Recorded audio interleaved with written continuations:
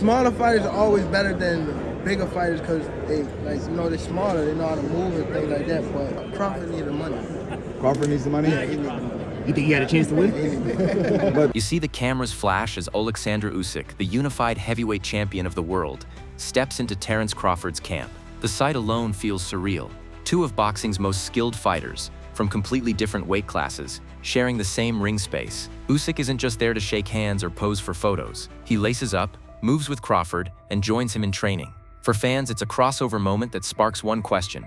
What could Bud be learning from a heavyweight genius as he prepares for Canelo Alvarez? Usyk doesn't hold back in his praise. He calls Crawford the true pound-for-pound #1, the most complete fighter in the sport. Coming from a man who dethroned Anthony Joshua and rules the heavyweight division, those words carry weight. Usyk jokes that if Crawford is at the very top, he himself sits much further down. A rare moment of humility from a man used to being the biggest name in the room. But beneath the humor lies respect. He sees in Crawford the same things that make him special: adaptability, ring IQ, and the ability to dismantle bigger men with intelligence instead of brute force. The visual is powerful. Crawford, a natural welterweight moving up to face Canelo at 168 pounds, sharpening his game alongside a heavyweight who has made a career out of beating men much larger than himself. It isn't just training, it's a blueprint in motion. Usyk represents the exact style Crawford must channel to succeed, using footwork, angles, and precision to neutralize power and size. Fans in the gym whisper about what it means. If Usyk sees greatness in Crawford, if he's willing to share his knowledge in camp, does that mean Bud has the formula to shock the world again? As the two men work side by side, one thing becomes clear. This isn't just preparation, it's history in the making.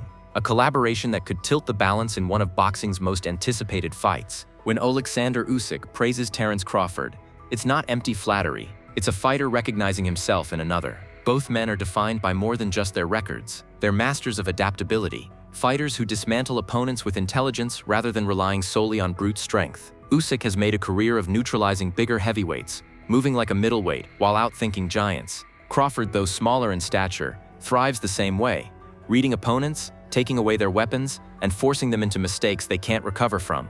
That's what makes their training sessions so symbolic. Crawford isn't just learning from a heavyweight, he's absorbing lessons from someone who's walked the same path he now faces. Usyk beat Anthony Joshua twice, a man who towered over him physically, by relying on timing, angles, and relentless composure under pressure. Crawford's upcoming task mirrors that challenge. Canelo Alvarez is the bigger, stronger man at 168 pounds, but Usyk's presence in camp underscores the idea that size can be bent, broken, and outmaneuvered by IQ. The whispers inside boxing circles are telling. Usyk believes Crawford can beat Canelo, and his reasoning is simple. Skills and timing erase size and power. He's seen it himself, both in his career and now with his own eyes in Crawford's camp. Usyk knows that Bud's precision and ability to make opponents miss could leave Canelo frustrated, swinging at air while being picked apart counter by counter. It's going to be Canelo Alvarez. That's the one that's going to be getting tired in there. You know he starts to fade second half. I don't know why. He must be in there holding his breath or something. But for fans, this partnership adds fuel to the fire. It's no longer just Crawford preparing for the biggest challenge of his career. It's a generational talent teaming up with a heavyweight genius to craft a strategy against the face of boxing. And as Usyk moves alongside him, slipping shots and demonstrating angles, the message is clear. Crawford isn't stepping into the ring alone. He's carrying the wisdom of a champion who's already proven that brains can beat brawn, no matter how wide the size gap may be. If anyone doubts whether Terence Crawford can handle a bigger, stronger opponent, all they need to do is revisit his fight against Errol Spence Jr. That night wasn't just a win, it was a masterclass. Spence came in as the bigger, naturally stronger man, built on years of breaking opponents down with relentless pressure and volume punching. But Crawford dismantled him piece by piece, and he did it with surgical precision. From the opening rounds, Crawford stripped away Spence's jab, the foundation of his entire style. Every time Spence tried to step in behind it, Crawford countered cleanly, punishing him with sharp shots that forced hesitation. As the rounds went on, it became clear that Crawford wasn't just reacting, he was dictating. He walked Spence into angles, timed his rhythm, and set traps that made a world-class fighter look ordinary. By the middle rounds, Spence was broken down, dropped multiple times, and overwhelmed by the accuracy of Crawford's counters. That fight serves as the blueprint for what Bud must do against Canelo. Neutralize the weapons, disrupt the rhythm, and turn size into an afterthought. Crawford doesn't need to throw the heavier punches. He needs to land the cleaner ones. Just as he turned Spence's aggression against him, he can use Canelo's forward march as a liability, making him miss just enough to sap his confidence and create openings for sharp, punishing shots. The memory of that night still lingers in the boxing world. Fans recall Spence's stunned expression, his corner's concern, and the disbelief that such a dominant champion could be taken apart so thoroughly. And while Canelo Alvarez is a different fighter, more experienced, more powerful, more durable, the Spence fight proved one thing beyond doubt. When Crawford finds his rhythm, no size advantage can save an opponent. It's the same lesson Usyk has lived by at heavyweight, and now it's the roadmap Crawford carries with him as he prepares for the fight of his life. Every conversation about Crawford moving up to face Canelo eventually circles back to one thing: power. Canelo has built his legacy on breaking opponents down, wearing them out with thudding body shots and crushing hooks that end fights early. At 168 pounds, he's the bully in the division, a man known for walking through fire and imposing his will. The question is, can Crawford survive that kind of punishment when he's stepping up in weight for the first time? Crawford himself has given hints about how he views power. After the Errol Spence fight, he admitted Spence's punches weren't as heavy as expected. It wasn't that Spence lacked strength. It was that Crawford's timing, accuracy, and defensive adjustments took away the sting. When you're being countered cleanly, when your jab isn't landing, and when every mistake is punished, power begins to fade. Analysts argue that the same could happen with Canelo. His shots might be heavier, yes, but what if they don't land clean? All those doubters, at the end of the day, at the end of the fight, they all gonna cry when they get home. You know, and I get that. Critics push back, insisting Canelo is no Spence. His chin is legendary, his body work relentless, and his strength undeniable. Even if Bud avoids big shots, the weight of Canelo's punches could wear him down over 12 rounds. That's the gamble of stepping up 2 weight classes. Every punch carries consequences. But Crawford supporters point to his adaptability.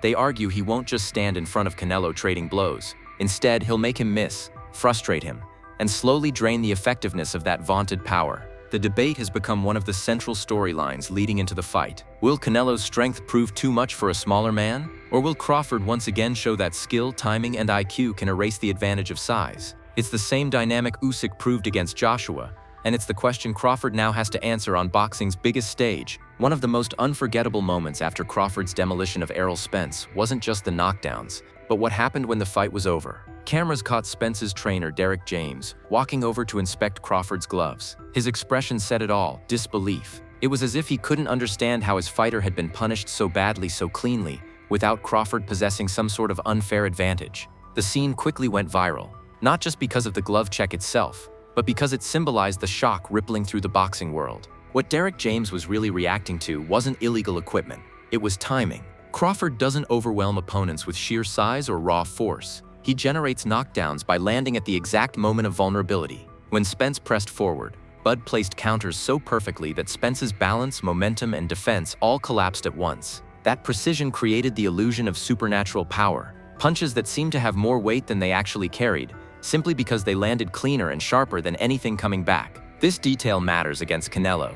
The Mexican superstar has walked through bigger men with iron resolve, shrugging off their heaviest punches. But what happens if Crawford's accuracy finds those small openings? Canelo rarely gives up. Timing doesn't need bulk to do damage. It needs opportunity.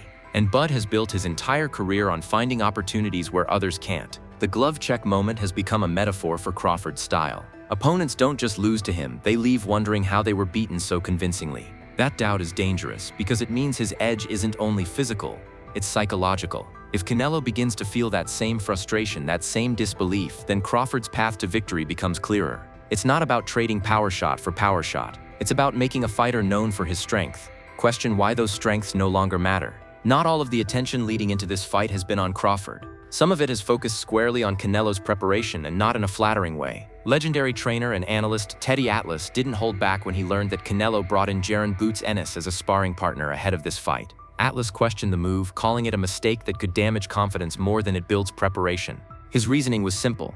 Ennis is one of the most athletic, dangerous fighters in the sport today, a young lion who many already see as the future of the welterweight division. If he dominates sparring, what does that do for Canelo's mindset heading into the ring against Crawford? Atlas pointed out that sparring is meant to sharpen skills and test strategy, not to erode self-belief. Facing someone like Ennis, who like Crawford thrives on speed, timing, and slick counters, could actually backfire. If Canelo struggles in the gym against Ennis, even just in practice, those doubts might creep in when he faces Bud. The comparison isn't exact, but the styles overlap enough to make the situation risky. For fans, this criticism struck a chord. Some praised Canelo for being bold enough to spar with the best, arguing that iron sharpens iron. Others saw it as reckless, a sign of overconfidence that could do more harm than good. Either way, the fact that analysts like Atlas are openly questioning Canelo's camp adds a new wrinkle to the fight. It's no longer just about what Crawford can do, it's about whether Canelo's preparation is setting him up to succeed or quietly undermining him.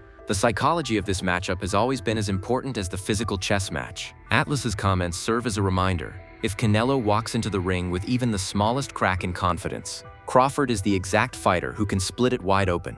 And if his sparring partners have already put him on the defensive, that may be the edge Bud needs to pull off the upset. As the debate rages on, more voices continue to tip toward Crawford. Former heavyweight contender Bryant Jennings summed it up clearly. Size alone doesn't win fights. He pointed out that throughout boxing history, smaller men with superior skills have toppled bigger opponents who relied too heavily on strength. In his eyes, Crawford has the mindset, composure, and athleticism to turn Canelo's bully-style approach into a liability. It's not just about punching harder, it's about thinking faster, seeing openings and striking when it matters most. That perspective ties together everything we've seen in the build-up.